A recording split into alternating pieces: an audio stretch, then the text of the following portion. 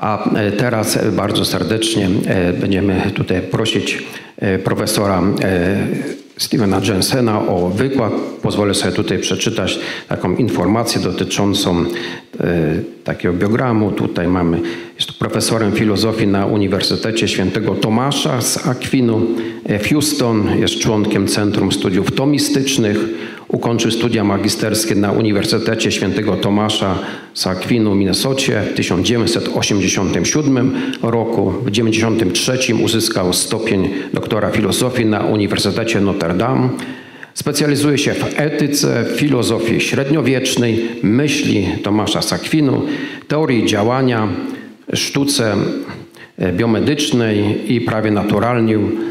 Pełni funkcję dyrektora Centrum Studiów Tomistycznych, jest członkiem wielu komitetów naukowych, sprawował opiekę naukową nad kilkoma pracami doktorskimi, jest recenzentem także wielu tutaj czasopis, w którym pojawiają się artykuły naukowe. A wykład, który wysłuchamy, brzmi następująco: Sin and Suffering, Two Kinds of Evil.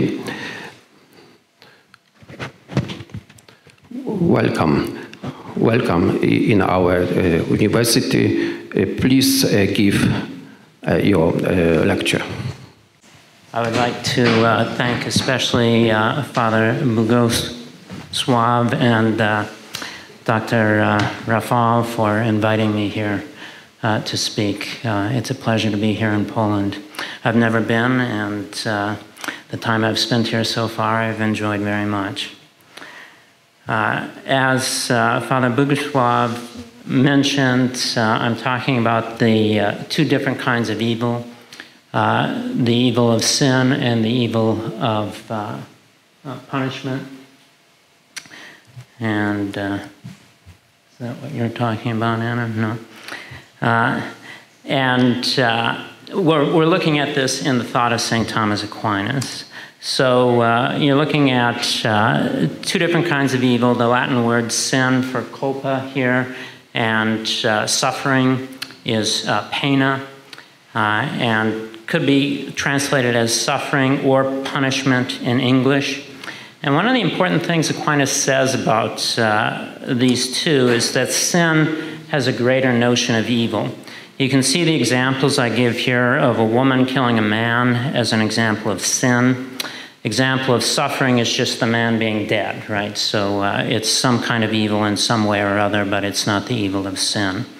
So we want to investigate what's the difference between these two and in what way a sin is a greater kind of evil.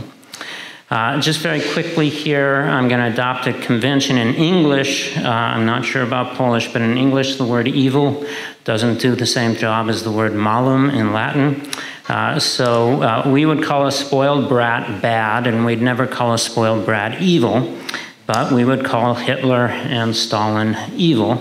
But the Latin word that Aquinas is dealing with, malum, would cover all three of these examples. So now, in order to understand the distinction between sin and suffering, I'm going to make some other distinctions. And one distinction is that Aquinas makes within malum, or evil, is between evil in general, error, and sin. And error is, for English, a kind of difficult translation, but the Latin, again, is malum, peccatum, and culpa. So what's the difference between these three? Well, they're actually not a difference of kinds within evil, but of more general to more specific. So that evil in general is the broadest category. Under that, you find error as a more specific subcategory.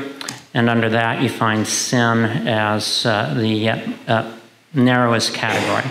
In this sense, it's like the categories of animal, mammal, and dog, right? So you have the broadest category of animal, narrower mammal, and then narrowest dog.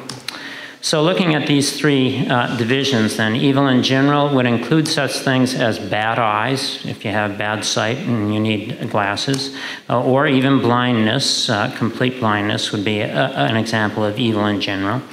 Example of error, which is really just a bad or defective action. So it's looking at the category of actions and saying it's bad. That would include anything from, say, a dog limping. Aquinas gives the example of an animal limping. Or a human being limping would also fall into the category of error. Or seeing poorly, right? Not having a bad eye, but actually seeing poorly. So now you're looking in the category of action, but you're saying it's defective. Now, in the category of sin, this is more specifically a defective voluntary action. So if you've got evil in general, error is defective action, sin is defective voluntary action. That's the way Aquinas ultimately classifies it. Example that we've already given of one person murdering another person is a defective voluntary action. So this all actually uses another distinction in evil between the privation of the good and the subject deprived of its good. So just being blind, right? The blindness itself is the privation of the good of sight, right? So you have the power of sight. Blindness is the privation of that. That's a kind of evil. On the other hand, having a blind eyes is the subject deprived of its good. So the eyes are now deprived of the power of sight. So you have on the one hand the lack of the power of sight, that's privation of the good. On the other hand, you have the eyes that are deprived of the power of sight. So we say that blindness is a bad thing, and bad eyes, you could also talk about poor eyes, blind eyes as being bad. Now the division that we just gave between evil in general, error, and sin is actually a division of this second one, of the subject deprived of its good. And that'll become important as we go along here. So another distinction that will help us understand this is a distinction between two kinds of good. And ultimately, I'm going to introduce a third kind of good. But this one is good to begin with because we actually have already been using it as we go along. So you can speak of the good as a certain kind of completion, or you can speak of it as the completed subject. So if you're looking at a knife, and you're saying, well, what's good for a knife? Well, being sharp is good for a knife, right? And so that's the completion of a knife. On the other hand, a sharp knife is the completed subject, right? So the knife that has the completion, we also call good. So we say being sharp is good for a knife, that's the completion. We say this is a good knife because it's sharp, that's the completed subject. Now, the terminology I'm going to use here for the first is the good of completion, and for the second one, I'll call it the particular good. That's a text of Aquinas. He uses this terminology, so I'm just picking up from Aquinas. The particular good or the particular bad, as we'll see, or evil as we go along here. Now, it's worth noting that the completed subject is something good in its kind. So you have the kind of thing, a knife, and the completed subject, the sharp knife, is a good knife, right? It's good in the kind of knife. So if you have good eyesight, then your eyes are good in the kind of thing that we call an eye, right? Because it has the completion of an eye. Now, corresponding to this is a division of evil that we've already seen. You have blindness, which is opposed to the good of completion.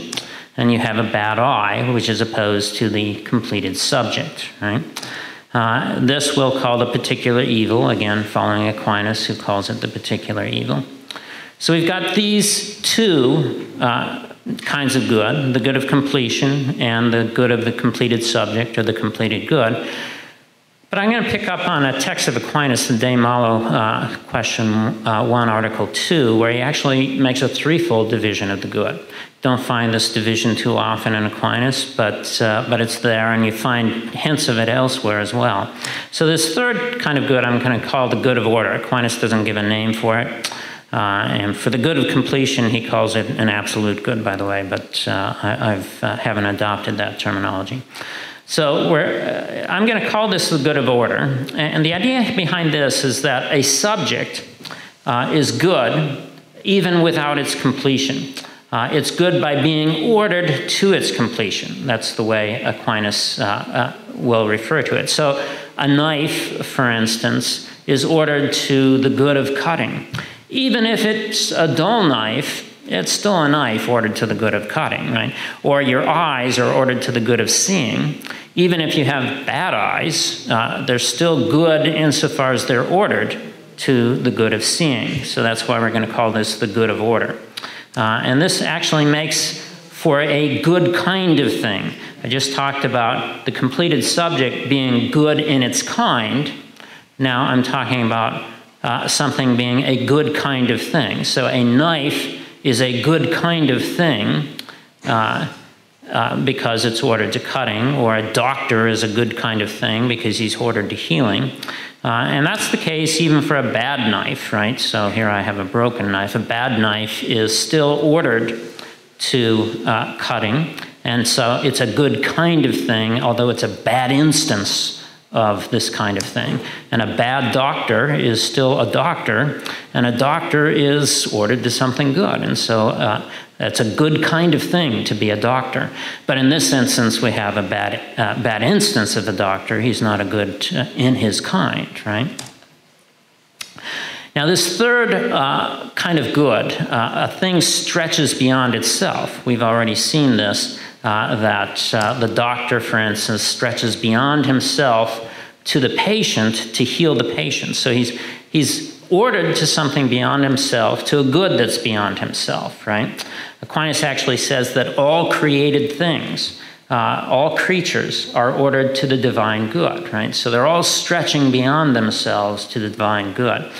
He attributes this to their natural inclination. All creatures have a natural inclination that stretches them to the divine, beyond themselves. So we've got these three kinds of goods.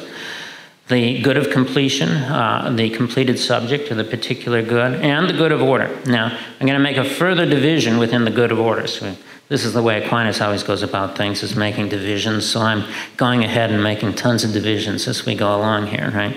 So within the good of order, I'm going to distinguish between the good of order at the potential level and the good of order at the actual level. So potentially, a doctor is ordered to healing through his function or role, right? The doctor has the function of healing, but he's not necessarily actually healing until he goes out and does something. So that's going to be at the level of operation. So the doctor can be ordered stretching beyond himself towards health in two ways. Just because he's a doctor, he has the function that stretches him beyond himself towards healing. But obviously that's not the most complete way of being ordered to health. If he's actually in the act of healing somebody, then more completely he's stretching beyond himself in operation. So that, I would say, is at the level of act in Aquinas' terminology. So that gives us an interesting observation about operation itself, or activity itself, such as the doctor's activity of healing. That it actually falls into two categories of goodness. We've got the three categories of goodness: the good of completion, the particular good, and the good of order, right? Operation falls into two of these. It falls into the good of completion and the good of order. So if a doctor heals well, that completes the doctor, right? It's a completion of the doctor, and hence it's in the good of completion. But, as we've just seen, he's most fully ordered to something beyond himself when he's actually healing. So when he heals well, he both completes himself, and he has, at the level of actuality, most completely the good of order. So you've got, in one thing here, in the good of operation, you've got both of these, and this will become important as we go along. Now, the idea of stretching beyond yourself leads to the idea of something being completed by something beyond itself, as the doctor is completed in a way by the health that's found in his patients. And so I speak of an external completion as being most evident in parts and greater wholes. So the example, if you have the wheel of a car, just by itself, the wheel is incomplete. It doesn't fulfill its function if you just have the wheel by itself. It has to be in the whole car. If it's in the car, it's now fulfilling its function. And what is its function? It's stretching beyond itself to the whole car, right? It's stretching beyond itself. And so it's going to be made complete, not just in itself, It's going to be made complete only in the whole. Another example that will come up is an author writes with a pen. So I have an author writing here the words big being. And so the pen is kind of an instrument of the author, but suppose that the pen wrote all by itself without the author. Actually, it wouldn't be a complete pen because the completion of the pen is to be an instrument of the author. So it's to stretch beyond its own good to be actually part of the good of the author, right? And that's, in fact, a kind of analogy for preachers and God, that when we do our activity, we're stretching beyond our own good to be a completion that is not merely our own, but is a kind of extension of the divine good. And so the pen, writing by itself, would be sort of like Satan deciding he's going to go on without God, right? It doesn't really get for the completion of the pen, ultimately. Now, there are two kinds of questions that ultimately I've already said we're going to ask, and I've made enough distinctions that now I think we're going to be approaching them, right? So there are two questions. What is the difference between sin and suffering, and in what way does sin have the greater notion of evil? And we're really going to focus most of all on that second question. What way does sin have the greater notion of evil? So we've seen these three kinds of goods: the good of completion, the good of the completed subject, and the good of order. And if you're going to understand evil, which sin and suffering are both kinds of evil, you're going to have to understand them in terms of what they're opposed to. We've already seen that sin is actually opposed to the good of the completed subject. Sin is a particular kind of human act that's defective, a human or voluntary act that's defective, just like seeing poorly is an act of seeing that's defective. But here we have a human act that's defective. So it's opposed to the completed subject.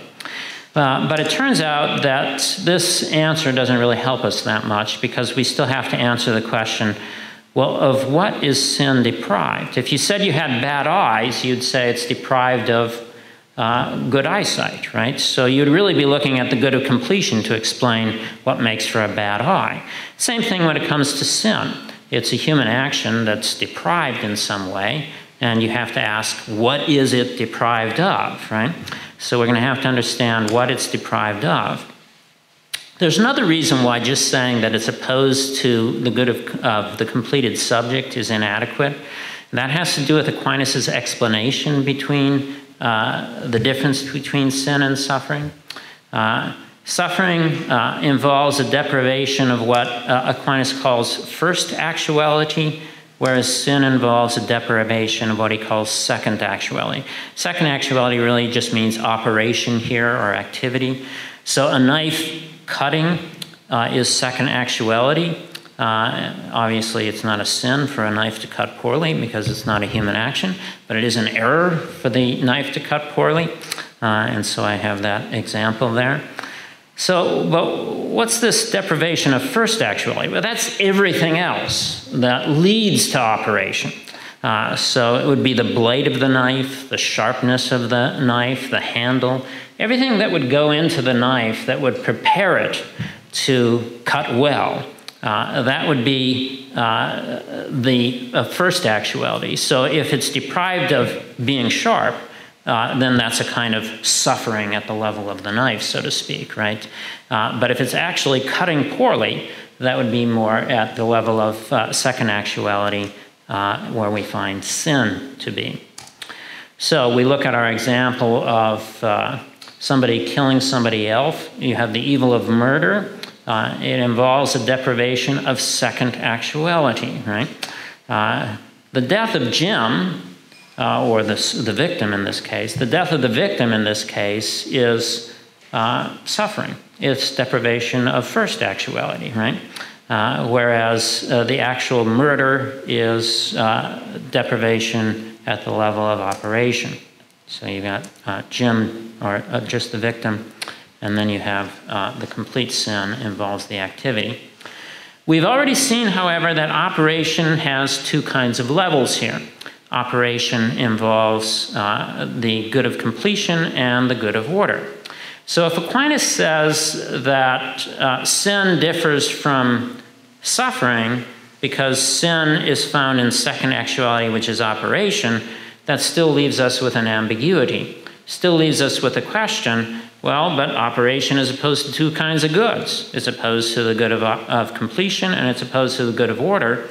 So which does Aquinas mean when he says that sin is opposed to the good of second actuality as opposed to the good of first actuality? So really we don't have an answer to these questions, right? So it's opposed to the good of completion and opposed to the good of order, and simply to say that we have sin at second actuality still doesn't answer our question, basically, is what I'm saying, right?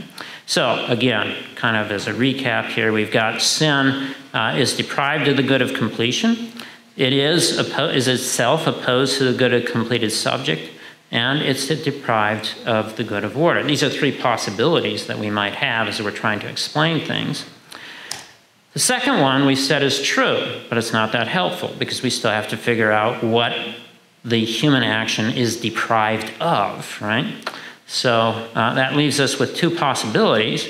We're going to look at some arguments that will suggest that the third possibility is just not an open possibility for Aquinas.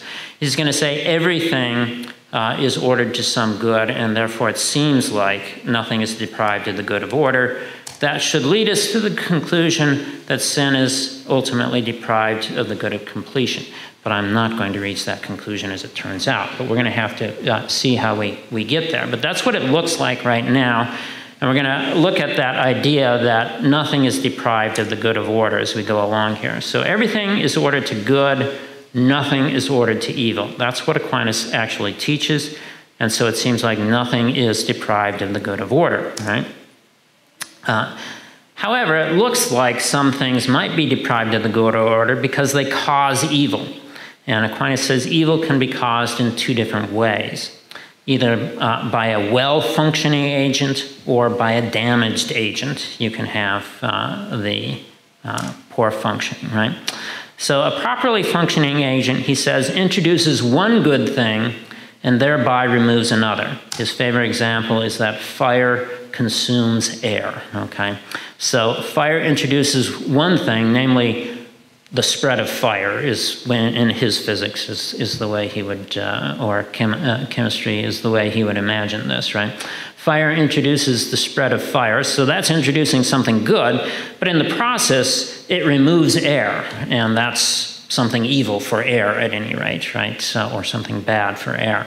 So what you have here is fire is causing evil, but really it's ordered to good, right? It's ordered to the good of introducing a new form. The privation just results as a consequence. We could turn this into something that sounds a little bit more evil to us, a suffering. So somebody puts his hand to a fire and burns his hand, right? Is the fire ordered to the evil of a burnt hand? Not according to Aquinas, right? The fire is ordered to spreading its own good.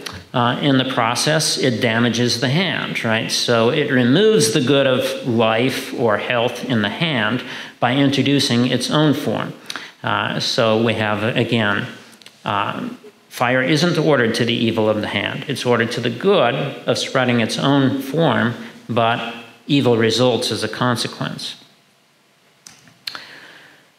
What about damage agents? So that's one kind of agent. Is you have a well-functioning agent. It really just is ordered to introducing one good, but it might remove other goods in the process, right? So it's not ordered to evil. How about damage agent? Here I'm using the example of a pen that blots, right? It's a streaking pen, so it put blots onto the paper. Another example I'll use is a squirrel that begets a defective offspring, right? So the squirrel has some sort of genetic defect, and so in the activity of reproducing, it ultimately seems to be ordered to defect, right? So these two seem to be ordered to something bad, right? The pen is ordered to blotting, the squirrel is ordered to defective offspring. So it seems, again, but again, we're going to look at Aquinas, he's going to say, no, everything is ordered to good. Everything is ordered to good, right? So, but on the face of it, it looks like these might be a little bit more ordered to evil. So, but Aquinas says even these agents are in fact directed to something good, right? So what you have with the pen is it actually is directed to write well, but something goes wrong in the execution of the order. So it's ordered towards writing big being in the example that I have, but something goes wrong in the execution, and so ultimately it blots in the process. Doesn't change the order of the pen, it just changes how it's executed as it's carried out. The same thing is going to happen for the squirrel, that the squirrel is actually ordered to having healthy offspring, but in the end, because of the genetic defect, something goes wrong in the execution, and you end up with the defective offspring, okay? So ultimately, again, you have even defective agents, according to Aquinas, are ordered to something good. What about the human will? The human will seems maybe to be an exception, and in a way we're going to see that it is an exception. But we're going to have to first of all show that Aquinas thinks it's not a complete exception. But it looks like when this woman kills this man that ultimately she's directing in her will towards his evil. Right? So now it seems like, oh, finally we have something where somebody's directed to something evil. Right? The squirrel may be directed to healthy offspring, but something goes wrong, and the pen might be directed to writing well, but something goes wrong. But it looks here as if we finally have something directed towards evil. But in fact, Aquinas is going to qualify this as well. Even the will must introduce something positive and therefore be directed towards something good. So the fire is directed towards introducing heat or the spread of fire, which is something positive. So too, the will is directed to introduce good into things, and that's something positive. And that's going to be the case even when what happens to be good is realized in some privation or lack of something, right? Which is how Aquinas identifies evil. So if somebody's going on a diet, okay, with his will, he's ordering himself to the lack of weight, okay? So he's ordering himself to a privation. But ultimately, he seeks it as something good. It's in some way healthy, right? It's healthy for him to lose weight, and hence he directs himself to something good, to something positive. By directing himself to something negative, the loss of weight, he directs himself to something positive, namely health. So it's going to be the same thing here, according to Aquinas, that when this woman kills this man, ultimately, she's not aiming directly at his evil. Rather, she does aim at the lack of life, which happens to be his evil, but she's not going to be aiming at it as his evil. Ultimately, she's aiming at something good. In the example I'm presenting here, she's going to maybe get some money by killing him. Maybe she's robbing from him. Maybe she's his daughter, and she's going to gain the inheritance when he dies. One way or the other, she's actually ordering herself to some positive good, right? So she does order herself towards his evil, but under the formality of a good, namely introducing the money. So you have the fire, which burns the hand, is actually ordered to heat. It's not ordered to injuring the hand, right? So too, when the woman kills the man, she's ordered to gaining the money, which is something good, and she's not ordered to his evil, at least as insofar as it's evil will be really the qualification that one needs to make here, right? So ultimately, even the human will is always ordered to something good, says Aquinas, right? It's always ordered to something good. Now, we're going to see some way to qualify this as we go along, right? So we're trying to answer the question, what sin is opposed to? What good is sin opposed to? And we've seen it is opposed to the good of the completed subject, but that's true but unhelpful, because that doesn't tell us what it's deprived of. It's either deprived of the good of completion or the good of order. We've just seen several arguments that Aquinas says everything's ordered to good, so it seems like nothing's deprived of the good of order, and therefore it seems to follow that ultimately it is opposed to the good of completion. But in fact, we're going to try to find arguments that in fact is opposed to the good of order. So the Ariel is the murderess here. We said her action is like the act of the fire in that it's ordered to something good, and And that's true, but it's also unlike, because it's a defective action. The fire is not acting defectively when it introduces harm into the hand, right? But Ariel's action, it turns out, actually is a defective action. In that sense, it's like the pen that blots, right? This we've seen is ordered to write well, but something goes wrong, and so it blots in the end. Well, I want you to imagine a pen with free will in order to get a picture of what sin looks like here, right? So the pen with free will is ordered by the author to write the words big being. Because it's free, however, it has options. It can choose to go forward and write big being as the author moves it to, but it can also choose to blot. And so it's got these possibilities open to it. Now, an unfree pen, as we've seen, is ordered to writing big being, but something goes wrong, and so it blots. But the free pen is going to turn out to be different. It's actually ordered to the blotting, it turns out, okay, because it's trying to blot, right? Whereas the other one is actually trying to write big being, if you want to speak of pens trying to do things, right? But here it's trying to blot, and as a result, it's not ordered to write well. So you've got one order writing or blotting that excludes another order, the order of writing well. So it's important to note here in Aquinas' theology philosophy that the pen is not ordered to writing poorly, right? So here I've got writing poorly. What's it ordered to? It's ordered to blotting, okay? So that's different from being ordered to writing poorly. It's ordered to blotting, and the result of being ordered to blotting is that it's not ordered to writing well, okay? So nowhere in the picture here is it ordered to writing poorly, but it is excluding being ordered to writing well, because it's ordered positively to blotting, is the picture that we get here. It's going to be the same thing when Ariel kills this man. She's not ordered to his evil, right? Not as evil, at any rate, right? Rather, she's ordered to something positive, to gaining the inheritance, and that is going to exclude the order to his good, okay?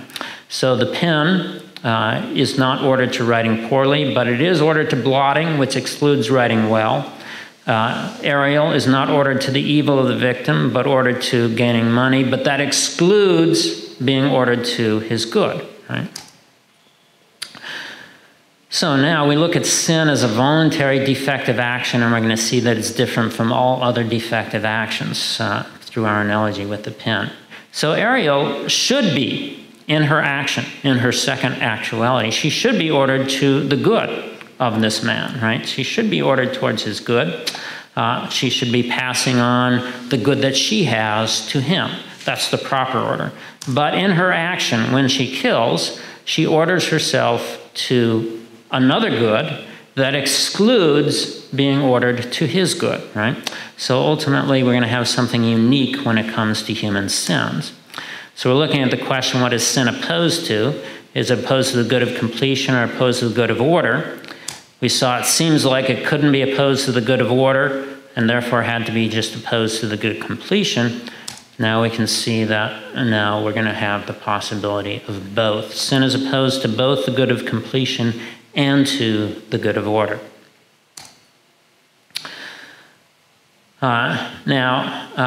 When we see this, we have to still ask the question, which of these two is distinctive of sin? We're going to separate sin off from suffering or punishment. Well, sin is opposed to both of these, but what really makes it to be sin? And we're going to suggest that it's the good of, opposition to the good of order that really makes it to be sin. So what separates sin from suffering? Because it's going to turn out that suffering is opposed to the good of completion, but not to the good of order. So we've seen that when Ariel murders this man, it is opposed to her own completion, right? If she is going to be a complete human being, she shouldn't be murdering. So it is opposed to the good of completion, but it's also opposed to the good of order because she is excluding the order to his good. So you've got both of these things going on in this act of murder. it's going to be different from the squirrel, which is ordered to something good, and something goes wrong in that order, but we never have the squirrel doing something that's replacing the order to something good, right? So it's going to be different than in the squirrel. In her case, she in fact is excluding the order to something good. The squirrel is ordered to something good, just ultimately something goes wrong in the execution of it. So we've seen that operation has two kinds of good, the good of completion and the good of order. According to Aquinas, sin is distinct from suffering because it's opposed to second actuality, which is operation. But that leaves us with two goods that it still might be opposed to. So ultimately, sin is opposed to both of these, opposed to the good of completion and to the good of order. But the opposition to the good of completion, it turns out, will not be unique to sin. All defective actions, the person who limps or the dog who limps, the pen that streaks, and the squirrel that gives rise to defective offspring, all of those actions are opposed to the good of completion. But none of these are opposed to the good of order. Only sinful actions are opposed to the good of order. So we're going to say what's unique, what's special about sin is the opposition to the good of order. This conclusion is actually supported by Aquinas' two arguments for the distinctive evil of sin. These two arguments appear in the Summa. Also in the De Malo he gives four, but I think two of the arguments really reduce to the initial two that show up in the Summa. So these two arguments, the first is going to be a little bit ambiguous as to what sin is opposed to, the good of order or the good of completion. So I'm actually going to pass that up because the second argument is going to be clearer, more clearly showing that sin is opposed to the good of order. And so that's the one we're going to look at as we move forward here. So what's Aquinas' second argument for the distinctive evil found in sin? Well, he says that God sometimes punishes, but God never sins. And therefore, sin must be a greater evil because God will at least sometimes punish. But why is it that God sometimes punishes and never sins? Well, he sometimes punishes because punishment is opposed to the good of the creature, whereas sin is opposed to the good of the Creator. And so ultimately, God can oppose the good of the creature, but never oppose his own good, and therefore he can never sin. But there's some ambiguity here because ultimately, there are some sufferings or punishments that do seem to be opposed to the divine good. For example, hell. So this is somebody suffering in hell. And the primary suffering in hell, says Aquinas, is the loss of the vision of God. So it's actually opposed to second actuality, operation, because there's loss of vision. And it's opposed to divine good because there's loss of the divine good involved here, right? So we need some clarification here, right, in order to better understand this. Aquinas says that the punishment of hell is opposed to the divine good insofar as it is found in the creature, right? So yes, it's opposed to the divine good, but only insofar as it's found in the creature, whereas sin is going to be, and that's going to be opposed to the good of completion. Sin is going to be opposed ultimately to the divine good insofar as it is found in God, right? And that is going to be in God himself, not the divine good in creatures. So the conclusion that I want to reach is that only sin, then, is going to be opposed to the good of order, and this is what's going to make sin most distinctively evil. It's going to define sin as opposed to punishment, and it's going to give us the reason why Aquinas thinks that sin is a greater evil. So if you've got these two evils, sin and suffering, both are opposed to the good of completion, right? But ultimately, only sin is going to be opposed to the good of order. So suffering is not going to be opposed to the good of order. And in conclusion, we can say that sin is indeed a greater evil and a distinct evil from suffering. So, and thank you very much for